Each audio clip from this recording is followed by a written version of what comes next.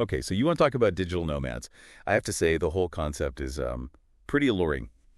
Working from a hammock in Bali, laptop in one hand, Mai Tai in the other. Sounds like a dream, right? You sent over this stack of articles about this lifestyle, and let me tell you, it's way more nuanced than those Instagram posts would have you believe. You hit the nail on the head. Yeah, it's easy to get swept up in the romanticized version. We've got some fascinating research here that dives into the nitty-gritty of being a digital nomad, from the unique challenges to the unexpected perks. One thing that really struck me was how new the term digital nomad actually is. Did we even have this phrase a decade ago? Right. It feels like it exploded alongside the whole remote work boom.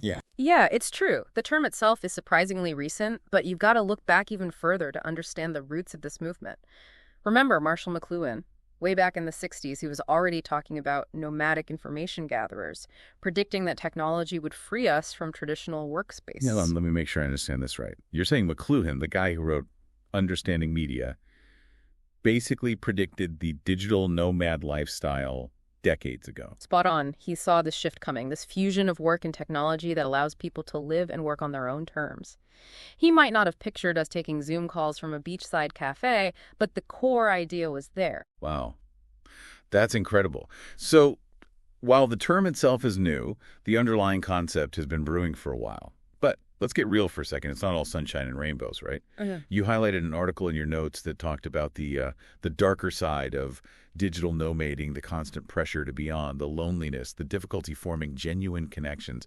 Did any of those resonate with you? The article mentioned a study showing.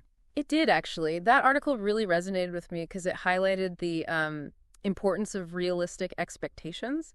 You know, the digital nomad life can be like incredibly rewarding, but it's not a cure-all for the challenges of, just being human. Right. Community, purpose, a sense of belonging. Those are pretty universal human needs, whether you're working from an office cubicle or a beachside bungalow. But let's shift gears for a sec and talk about something a little less philosophical. Money. Specifically, this whole geo-arbitrage thing. Yes, the art of leveraging location for financial advantage. It's a strategy that many digital nomads use to stretch their budgets further or afford a higher quality of life. One article you sent mentioned a software developer who maintains his income from a U.S.-based company but now lives comfortably in Lisbon for a fraction of the cost.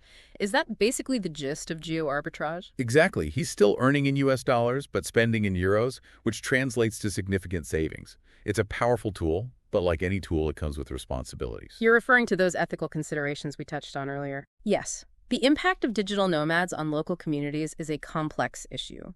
One of the articles cited a study in Mexico City that showed a correlation between the influx of remote workers and rising housing costs. It's a delicate balance, and it's essential for digital nomads to be mindful of their footprint. So it's about finding sustainable ways to integrate into a community rather than just parachuting in for the cheap rent and good Wi-Fi. Precisely. It's about being a responsible traveler, respecting local customs, and contributing positively to the local economy. Now, shifting from money to mobility, let's talk about the logistics of working from anywhere. Visas, taxes, that kind of thing. Okay, let's unpack this. The legalities of it all can seem daunting, to say the least. Let's start with visas. What are the common pitfalls that digital nomads should be aware of? The biggest mistake is assuming that a tourist visa is enough to work remotely.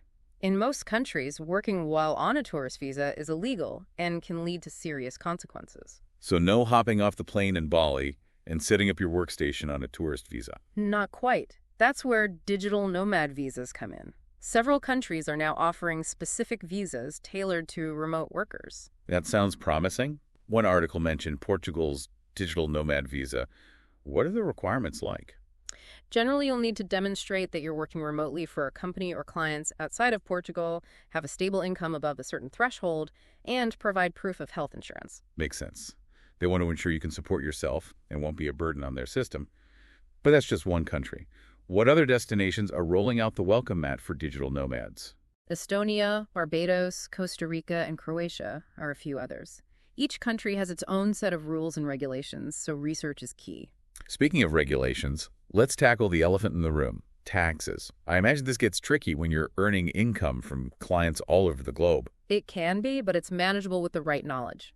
Many digital nomads retain their tax residency in their home country, even while living abroad. However, it's crucial to understand double taxation treaties. Double taxation. Now, that's a term that strikes fear in the heart of anyone who's ever filled out a tax return. What exactly does it mean? Essentially, it means being taxed on the same income by two different countries. Double taxation treaties are agreements between countries to prevent this.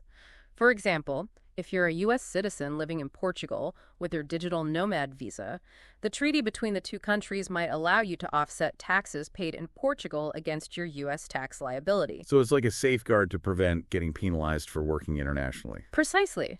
However, these treaties can be incredibly complex. Consulting with a tax professional specializing in international taxation is highly recommended. Got it. Don't try to navigate the international tax labyrinth alone. It seems like a recurring theme here is the importance of research and planning. Absolutely. And that extends to another crucial aspect of life as a digital nomad, healthcare. Right, because you can't exactly schedule a checkup with your local doctor when your local is constantly changing. Exactly. Standard health insurance plans often fall short when you're living and working abroad. It's important to look into international health insurance options that provide comprehensive coverage no matter where you are in the world. So much to consider. Visas, taxes, healthcare. It sounds like becoming a digital nomad is almost like starting a small business in terms of the logistics involved. It really does. Oh. But speaking of navigating the complexities of international living, you mentioned something earlier that totally blew my mind. E-residency. It sounded like something out of a science fiction novel. It's a fascinating concept that's already a reality. Certain countries, with Estonia leading the charge, offer e-residency as a way to establish a digital presence within their borders. It's not about physical citizenship or residency, but rather a gateway to a country's digital infrastructure. So let me get this straight. I could be living in Thailand, but with Estonian e-residency, I could operate a business within the EU. That's next level. Exactly. It's a game changer for digital nomads and entrepreneurs, offering a new level of flexibility and global reach. Imagine a future where your work, finances, even your legal identity aren't bound by geography. Okay, that does sound both incredibly exciting and a little bit terrifying. What would something like that mean for the future of the digital nomad lifestyle?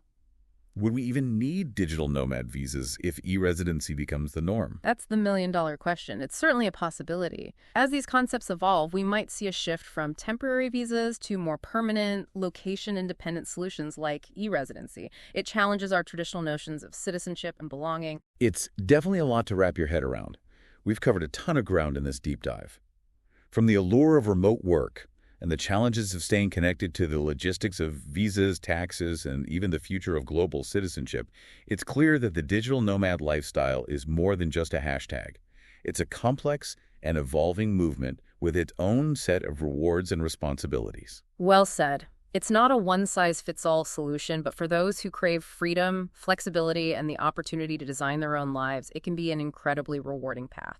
So for anyone listening who's feeling that pull towards the digital nomad life, what's the one key takeaway you would want them to remember?